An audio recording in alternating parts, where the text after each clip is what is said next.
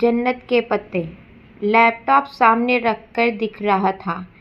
وہ پیپر بک ہینڈز کے بل اندھی میں لیٹی ہوئی تھی۔ اسکرین کی روشنی اس کے چہرے کو چمکا رہی تھی۔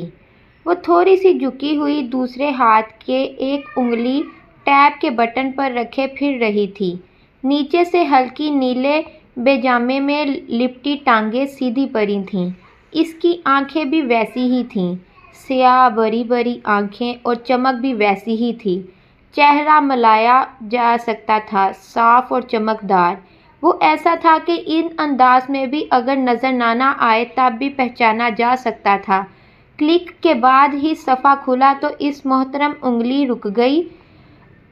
اسکرین پر آنکھوں میں ذرا تشکر ابھرا اور پھر بے چینی۔ اس نے جلدی جلدی 2-3 بٹن دبائے۔ لوڈنگ اگلے صفحے کے لوڈ ہونے کے انتظار میں انداز مزید بے چینی کا ہو گیا۔ اس نے انگلی سے چہرے کو واپس طرف چھپا لیا جیسے پیچھے کچھ جدید سنسی خیز صفحہ لوڈ ہو رہا ہو۔ چہرہ اسکرین کے قریب لایا تو اس کے بالوں کی چند لٹیں ٹپک کر چہرے کے سامنے آ گئیں، جیسے بہت کچھ چھپ گیا ہو۔ آنکھیں حیرت سے چپک گئیں، لب ذرا سے کھل گئے اور پورا وجود بے یقینی میں ڈوب گیا۔ اس نے یقین کے سارے لمحے لے لیے تھے کہ اسے خود کو یقین دلانے میں جو وہ پڑھ رہی تھی وہی نکلے گا۔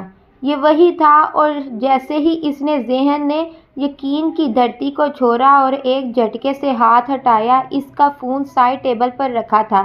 اس نے تیزی سے جھک کر اٹھایا اور جلدی جلدی نمبر ڈائل کیا۔ رات کی مقدس خاموشی میں سنسناتی سی آواز نے ذرا ارتعاش پیدا کیا۔ اس فون کو کان سے لگایا اور میری طرف سنبھل جایا گئی تھی۔ ہیلو اشتمار، شاید رات کا یہ وقت ہے۔ بے حد خوشی سے چیخی، یہ ہو سکتا ہے تم ہی ہو۔ دوسری طرف کسی کی دوسری کچھ کہہ رہی تھی۔ وہ لمحے بھر رکنے کے لیے رکی اور پھر سنبھلتی چلی گئی۔